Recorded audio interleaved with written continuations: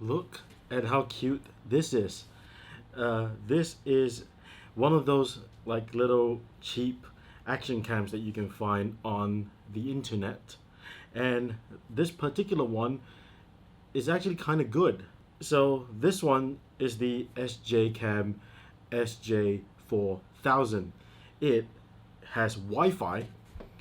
It has time lapse mode. It's got a 12 megapixel camera that the FOV on this is so wide that you're basically shooting at 180 degrees. It's got a very stable battery. Um, it's got an HDMI port, micro HDMI port. It's got a USB connector that allows you to record and it allows you to record and charge it at the same time. So you can use this as like a little dash cam. And also, there's so much you can do with all these little cheap action cams. But the thing is, are they worth it? And compared to like GoPros, which are probably the standards, and of course your Sony RX0 Mark II, whatever that is, the one that has the flip screen, and also your DJI Osmo Action. This one actually, I would say, stacks up a little because it's only at that time when I bought this in 2015, it cost me about £40, and you don't just get this, you also get all the weird stuff that you expect to get when you get an action cam. You get like this is like a chest harness. So um, I've never actually used this chest harness before, but I mean, how hard can it be, right? You just unbuckle this, and it opens up like that. You slip it through over your head, under your arms, like that. See, I've got a chest harness now, and it looks like I'm wearing a terrible looking bra. Then now, all you gotta do is put this onto your SJ cam. By the way, this thing's got Wi-Fi, so you can control it with your phone. They give you like this really flexible looking case as well, and just pop that in like that, and then you just gotta screw it in like this. Look, chest cam for all your first person shots. I recently took this camera into Japan where we did the go karting, but this camera stems from its action stems from more than that. When I was in Europe, we also took it and we mounted it to the dashboard of the car, and it allowed us to drive around, get like really nice scenic shots with this.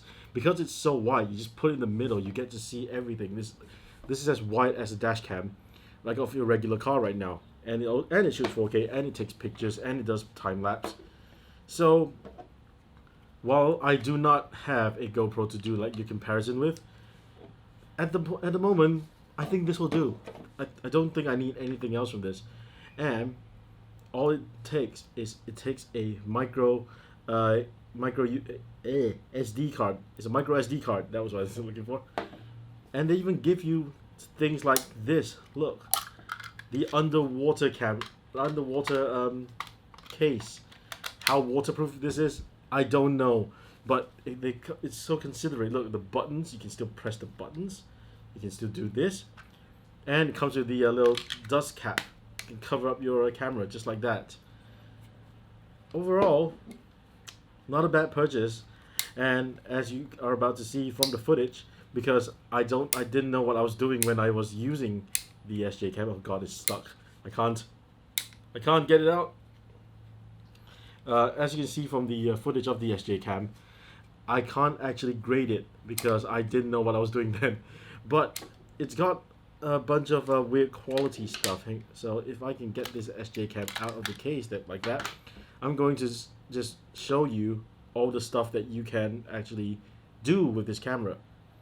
And well, see for yourself. And of course, they come in multiple colors. They come in yellow, blue. I only chose the black one because it was the cheapest. So let's have a look. Go to mode.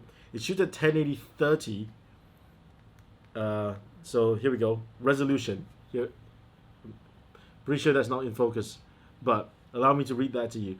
Resolution 1080 Full HD, 720p at 60 frames a second, 720p at 30 frames a second, WGVA at 30 frames a second, and VGA at 480p.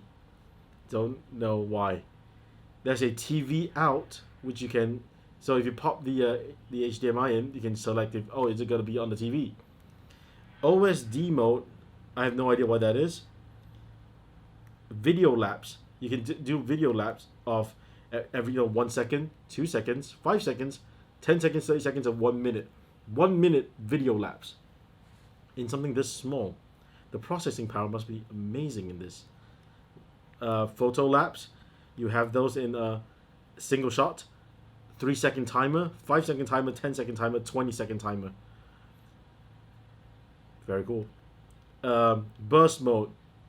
So when you do photo lapse, right, you can set it to photo mode and you can just leave it there. But I have mine set on single shot.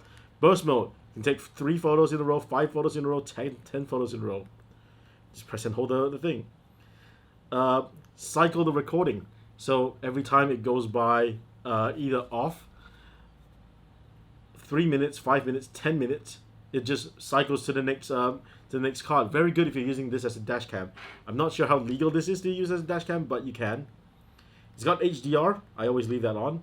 Motion detect. You can use this as like a, I guess, motion detection. Audio. You can turn the audio on. Record sound on this. Data sampling. I'll leave that off. Image size. This is interesting. For photos, you have 12 megapixel at 4032 by 3024. That's a 4K image. 10 megapixels at 3648 by 2736.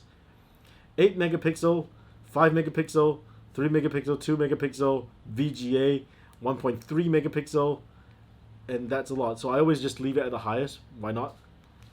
Quality, you have fine, normal, and economy. Set it to fine, really. Sharpness, normal, strong, or soft. Surprisingly, a lot of stuff in here. White balance, look. Auto, daylight, cloudy, tungsten, fluorescent. Like, you can set white balance in this. Color, black and white, sepia. ISO, it goes from auto to 1600 ISO, which is honestly quite impressive. I leave mine on auto because I can't be switching that all the time. Exposure, there's the exposure comp, like you get on your telephone, on your camera. I leave that at 0. Anti-shake, it's got image stabilization. Leave that on. Language, date and time. You can choose the date and time on this thing. Auto power off. I leave that at off just because I don't want this to turn off by itself. Beep sound. I don't actually know how. Wow, if you can hear that, that sounds dreadful. Okay, how do I turn beep sound off? Beep sound off. TV mode. There's NTSC or PAL. Maybe setting it to NTSC might allow you to do 25. Let's have a look. Resolution. Well, we'll see later. I've just set that to NTSC. Screensavers. 1 minute, 30 seconds off. Let's turn screensaver off.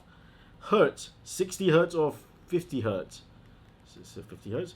Auto rotate. So rotate into your portrait or landscape. Leave that off. Car mode is interesting because car mode means that if you plug a power source in, so technically this would be attached to the dash of your car, and the power source will go into the power source of the car, and every time you turn your car on, this thing powers on, and when it powers on, it starts recording. Perfect dash cam.